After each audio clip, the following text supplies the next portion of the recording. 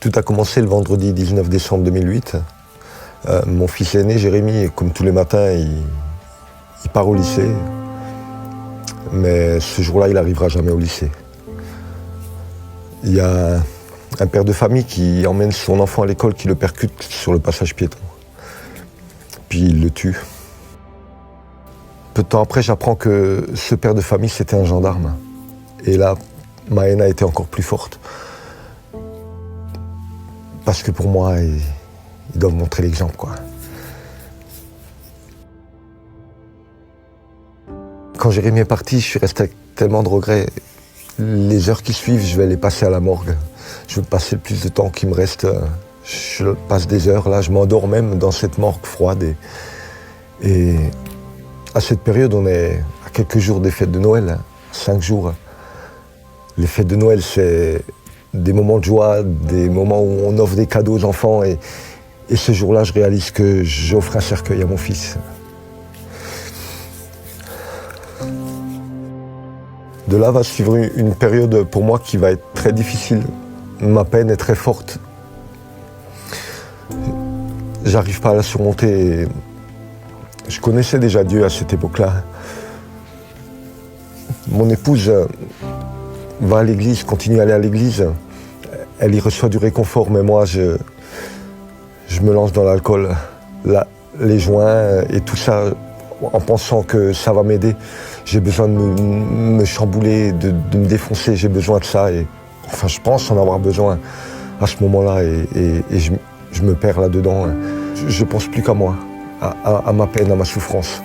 J'oublie le reste, j'oublie mon épouse, j'oublie mon fils. Et mon couple, on commence à parler de divorce. Un soir, je vais chez un ami et je commence à boire, donc je bois un verre de whisky. On discute, j'en prends un deuxième, on continue à discuter, j'en prends un troisième. Puis là, au moment où je vais en prendre un quatrième, mon ami m'arrête, il me dit stop, il voit que j'ai trop bu. Donc moi, un peu vexé, je prends ma voiture, je m'en vais. Et là, sur le chemin, je tombe sur un barrage de gendarmes. Alors déjà, quand je les vois, ça fait que ranimer ce qu'il y avait en moi par rapport à eux, quoi.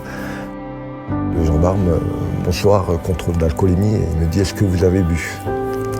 Donc là, je mens. Je mens parce que je dis oui, une bière. Il me tend l'alcotest.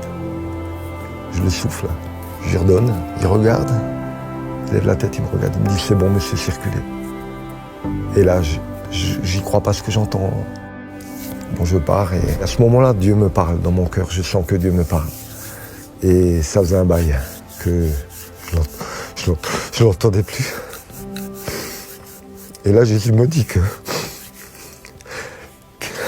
a pleuré à mes côtés.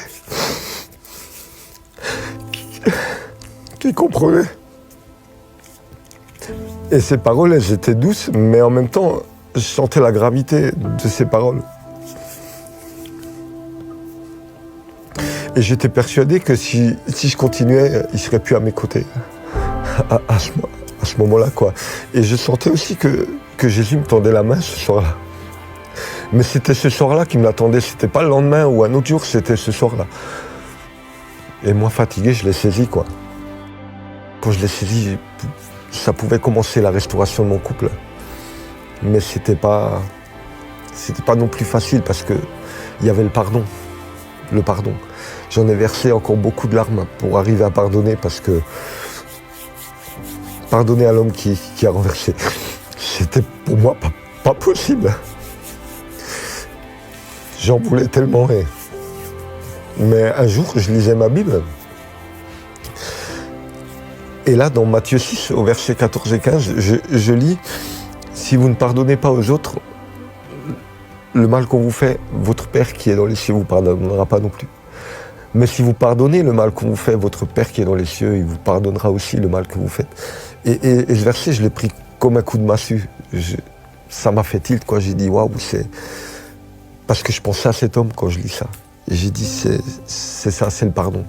C'est le pardon qui va me libérer, quoi. » Avec l'aide de Dieu, je suis arrivé à pardonner parce que humainement, c'est pas possible. Mais ce que je peux dire, c'est qu'au jour d'aujourd'hui, je suis biker, on distribue la Bible sous le mode de la Biker Bible. Et au jour d'aujourd'hui, j'ai distribué déjà des Bibles à des gendarmes. Et j'espère pouvoir le faire encore parce que je sais que Dieu m'a complètement libéré, quoi, à travers le pardon. Le pardon libère. C'est pas un mythe, hein, c'est une réalité. Le pardon libère.